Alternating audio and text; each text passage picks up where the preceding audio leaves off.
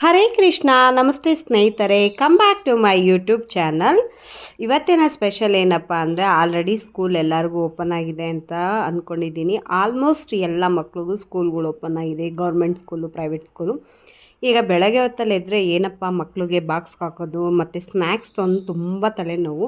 ಹಾಗಾಗಿ ಈ ಥರ ಒಂದು ಸ್ನ್ಯಾಕ್ಸ್ನ ಮಾಡಿಟ್ಕೊಂಡ್ರೆ ಯಾವಾಗ ಬೇಕೋ ಆವಾಗ ಬಾಕ್ಸ್ಗೆ ಹಾಕಿಸಿ ಕಳಿಸ್ಬೋದು. ಹೌದು, ಒಂದು 2-3 ಲೀಟ್ರು ಇಲ್ಲ ಒಂದು ಅರ್ಧ ಲೀಟ್ರಷ್ಟು ಕಡಲೆಪುರಿ ಇದ್ದರೆ ಸಾಕು. ನಾವು ಒಂದು ಅರ್ಧ ಕೆಜಿಯಷ್ಟು ಕಡಲೆಪುರಿ ಪ್ಯಾಕೆಟ್ನ ತೊಗೊಂಬಂದಿದ್ದು. ಇದಕ್ಕೆ ಎಷ್ಟು ಬೇಕೋ ಅಷ್ಟು ಎಣ್ಣೆನ ಹಾಕ್ಕೊಂಡು ಕಡಲೆ ಬೀಜನ ನಾನು ಕರ್ಕೊತಾ ಇದ್ದೀನಿ. ಆಲ್ರೆಡಿ ಇದಕ್ಕಿಂತ ಮುಂಚೆ ನಾನೊಂದು ವಿಡಿಯೋನ ಕೂಡ ಹಾಕಿದ್ದೆ, ಇದೇ ರಿಲೇಟೆಡು, ಒಂದು ರಾಗಿ ಅವಲಕ್ಕಿದು ಸೇಮ್ ಅದೇ ಟೈಪಲ್ಲಿ ಮಾಡುವಂಥ ಕಡಲೆಪುರಿ ಅಂತ ಒಗ್ಗರಣೆ ತುಂಬ ಚೆನ್ನಾಗಿರುತ್ತೆ. ಇದು ಖಾರ, ಕಡಲೆಪುರಿ ಖಾರ ಅಂತ ನಮ್ಮ ಕಡೆ ಕರೀತಾರೆ. ಒಂದು ಅರ್ಧ ಕೆ ಜಿ ಉಪ್ಪು ಕಡಲೆಪುರಿನ ತೊಗೊಂಬಂದು ಇಟ್ಕೊಂಡು ನೀವು ಈ ಥರ ಮನೆಯಲ್ಲೇ ಮಾಡ್ಕೊಬೋದು. ಎಷ್ಟು ಬೇಕೋ ಅಷ್ಟು ಮಾಡಿಟ್ಕೊಂಡ್ರೆ ಯಾವಾಗ ಬೇಕೋ ಆವಾಗ, ಇವಾಗ ಸ್ವಲ್ಪ ಚಳಿಗಾಲ ಆಗಿರೋದ್ರಿಂದ, ಮಳೆ ಬರ್ತಾ ಇರೋದ್ರಿಂದ ಈವ್ನಿಂಗ್ ಟೈಮ್ ಸ್ನ್ಯಾಕ್ಸ್ ಥರ ತಿನ್ನೋದಕ್ಕೂ ಚೆನ್ನಾಗಿರುತ್ತೆ. ನಾನಿಲ್ಲಿ ಒಂದು ಅರ್ಧ ಕೆ ಜಿ ಕಡಲೆಪುರಿನ ತೊಗೊಂಡಿದ್ದೀನಿ. ಅರ್ಧ ಕೆ ಜಿ ಕಡಲೆಪುರಿ ಅಂದರೆ ಒಂದು 5 ಲೀಟ್ರು. ಈಗೆಲ್ಲ ಬ್ಯಾಂಗ್ಳೂರಲ್ಲೆಲ್ಲ ಸಿಗೋದೆ ನಮಗೆ ಕಡಲೆಪುರಿ ಪ್ಯಾಕೆಟು ಅರ್ಧ ಕೆ ಜಿ ಇರುತ್ತದು. ಏನು ಒಂದು ಪ್ಯಾಕ್ ಅರ್ಧ ಕೆ ಜಿ ಕಡಲೆಪುರಿಗೆ ನಾನಿಲ್ಲಿ ಒಂದು 150 ಗ್ರಾಮು ಕೆಂಪು ಕಡಲೆ ಬೀಜನ ತೊಗೊಂಡಿದ್ದೀನಿ. ಅದನ್ನು ಚೆನ್ನಾಗಿ ಎಣ್ಣೆ ಒಳಗೆ ಕರ್ಕೊತಾ ಇದ್ದೀನಿ. ಎಣ್ಣೆನ ಸಿಮ್ಮಲ್ಲೇ ಇಟ್ಟು ನೋಡಿ, ಕಡಲೆ ಬೀಜನ ಈ ಥರ ಕರ್ಕೊತಾ ಬರಬೇಕು. ನೋಡಿ ಎಷ್ಟು ಬ್ರೌನಿಷ್ ಕಲರ್ ಆಗಿ ಕಡಲೆ ಬೀಜನ ಕರ್ಕೊಂಡಿದ್ದೀನಿ.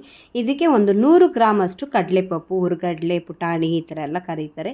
ನಿಮಗೆ ಕಂಫರ್ಟಬಲ್ ಯಾವ ಲ್ಯಾಂಗ್ವೇಜೋ ಆ ಲ್ಯಾಂಗ್ವೇಜ್ಗೆ ನೀವು ತಿಳ್ಕೊಬೋದು. ನಮ್ಮ ಕಡೆ ಇದನ್ನು ಕಡಲೆಪಪ್ಪು ಅಂತ ಕೂಗ್ತೀವಿ.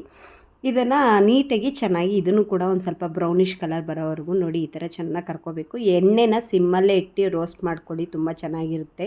ಈ ಥರ ಕರಿಯ ಐಟಮ್ ಯಾವುದೇ ಇರಲಿ, ನೀವು ಇದನ್ನು ಸಿಮ್ಮಲ್ಲಿ ಇಟ್ಟು ಕರ್ಕೊತಾ ಇದ್ದರೆ ಚೆನ್ನಾಗಿರುತ್ತೆ. ನೆಕ್ಸ್ಟು ಒಂದು 100 ಗ್ರಾಮಷ್ಟು ಬೆಳ್ಳುಳ್ಳಿ, ಇಲ್ಲ ಅದಕ್ಕಿಂತ ಕಮ್ಮಿ ಆದರೂ ಓಕೆ. ನನಗೆ ಬೆಳ್ಳುಳ್ಳಿ ಅಂದರೆ ತುಂಬ ಇಷ್ಟ, ಚೆನ್ನಾಗಿ ರೋಸ್ಟ್ ಆದರೆ ತಿನ್ನೋದಕ್ಕೆ ತುಂಬ ಚೆನ್ನಾಗಿರುತ್ತೆ ಅಂತ ಒಂದು ಅರ್ಧ ಅಷ್ಟು ಜಜ್ಜಿ ಇಟ್ಕೊಂಡು ಅದನ್ನು ಕೂಡ ಚೆನ್ನಾಗಿ ಡೀಪ್ ರೋಸ್ಟ್ ಮಾಡ್ಕೊತಾ ಇದ್ದೀನಿ. ಅದಾಗ್ತಿದ್ದ ಹಾಗೆ ಕೊಬ್ಬರಿನೂ ಕೂಡ ಒಂದು 100-150 ಗ್ರಾಮ್ ಕೊಬ್ಬರಿನ ಸ್ಲೈಸಸ್ ಥರ ತೆಳ್ಳಗೆ ಕಟ್ ಮಾಡಿ ಇಟ್ಕೊಂಡಿರಬೇಕು. ಅದನ್ನು ಕೂಡ ಹಾಕ್ಕೊಂಡು ನೀಟಾಗಿ ರೋಸ್ಟ್ ಮಾಡಿ ಎಲ್ಲದೂ ನಾನು ಕಡಲೆಪುರಿ ಮೇಲೆ ಹಾಕ್ತಾಯಿದ್ದೀನಿ. ನೆಕ್ಸ್ಟು ಅದಕ್ಕೆ ಕರಿಬೇವು, ಒಂದು 5-6 ಬ್ಯಾಡಗೆ ಮೆಣಸಿನ್ಕಾಯಿ, ಒಂದು 7-8 ಖಾರದ ಮೆಣಸಿನ್ಕಾಯಿನ ಹಾಕ್ಕೊಂಡು ಪ್ರತಿಯೊಂದನ್ನು ಚೆನ್ನಾಗಿ ನೋಡಿ, ನೀವು ನೋಡ್ತಾ ಇರ್ಬೋದು, ಏನು ಒಣ ಕೊಬ್ಬರಿನ ಸ್ಲೈಸಸ್ ಥರ ಕಟ್ ಮಾಡ್ಕೊಂಡು ಚೆನ್ನಾಗಿ ಡೀಪ್ ರೋಸ್ಟ್ ಮಾಡ್ಕೊಂಡಿದ್ದೀನಿ, ಎಣ್ಣೆ ಒಳಗೆ ಕರ್ಕೊಂಡಿದ್ದೀನಿ. ಇದಕ್ಕೆ ಒಂದು ಅರ್ಧ ಚಮಚದಷ್ಟು ಅರಿಶಿನ ಪುಡಿನ ಹಾಕ್ಕೊತಾ ಇದ್ದೀನಿ. 1 ಚಮಚದಷ್ಟು ಅಚ್ಚ ಖಾರದ ಪುಡಿ. ಸ್ವಲ್ಪ ಖಾರ ಚೆನ್ನಾಗಿದ್ದರೆ ಸ್ಪೈಸಿ ಆಗಿರುತ್ತೆ, ಹಾಗಾಗಿ ರುಚಿಗೆ ತಕ್ಕಷ್ಟು ಉಪ್ಪನ್ನು ಹಾಕ್ಕೊಂಡು ಚೆನ್ನಾಗಿ ಈ ಥರ ಮಿಕ್ಸ್ ಮಾಡ್ಕೊಬೇಕು. ನೋಡಿ, ನಿಮಗೆ ನೋಡ್ತಾ ಇರ್ಬೋದು, ಚೆನ್ನಾಗಿ ಅದು ಮಿಕ್ಸ್ ಆಗೋದಕ್ಕೆ ಬಿಡ್ಕೊತೀನಿ. ಕೈ ಆಡ್ತಾ ಇದ್ದರೆ ಚೆನ್ನಾಗಿರುತ್ತೆ. ನೋಡಿ, ಚೆನ್ನಾಗಿ ಕೈಯಲ್ಲಿ ಬೇಕು ಅಂದರೆ ಮಿಕ್ಸ್ ಮಾಡ್ಕೊಳ್ಳಿ, ಇಲ್ಲ ಬೌಲಲ್ಲಿ ಬೇಕು ಅಂದರೂ ಮಿಕ್ಸ್ ಮಾಡ್ಕೊಳ್ಳಿ. ಮಿಕ್ಸ್ ಮಾಡಿಟ್ಕೊಂಡು ಒಂದು ಬೌಲ್ಗೆ ನೀವು ಒಂದು ಟಪ್ಪರ್ವೇರ್ ಬಾಕ್ಸ್ಗೆ ಸ್ಟೋರ್ ಮಾಡಿಟ್ಕೊಂಡ್ರೆ ಮುಗೀತು ರೀ, ಯಾವಾಗ ಬೇಕೋ ಅವಾಗ ತಿನ್ಬೋದು. ಈ ಥರ ಒಂದು ಸ್ನ್ಯಾಕ್ಸ್ನ ರೆಡಿ ಮಾಡಿಟ್ಕೊಂಡ್ರೆ ಬೆಳಗ್ಗೆ ಹೊತ್ತಲ್ಲಿ ಮಕ್ಳಿಗೆ ಹಾಕೋದಕ್ಕೆ ಒಂದು ಸ್ನ್ಯಾಕ್ಸ್ ಕೂಡ ರೆಡಿ ಆಗುತ್ತೆ. ಇಲ್ಲ ಈವ್ನಿಂಗ್ ಟೈಮು, ಈಗಂತೂ ಮಳೆಗಾಲ ಆಗಿರೋದ್ರಿಂದ ಟೀ ಜೊತೆ ತಿನ್ನೋದಕ್ಕೂ ತುಂಬ ಚೆನ್ನಾಗಿರುತ್ತೆ. ಸುಲಭವಾಗಿ ಒಂದು ½ ಆನ್ ಅವರ್ ಒಳಗಡೆ ಇದನ್ನು ರೆಡಿ ಮಾಡ್ಕೊಬೋದು. ತುಂಬ ಸುಲಭ ಅಂದರೆ ತುಂಬ ಸುಲಭ. ಮನೆಯಲ್ಲೇ ಬೇಕಾದದನ್ನು ಮಾಡ್ಕೊಂಡು ತಿನ್ಕೊಳ್ಳಿ. Thank you for watching my YouTube channel. Keep supporting.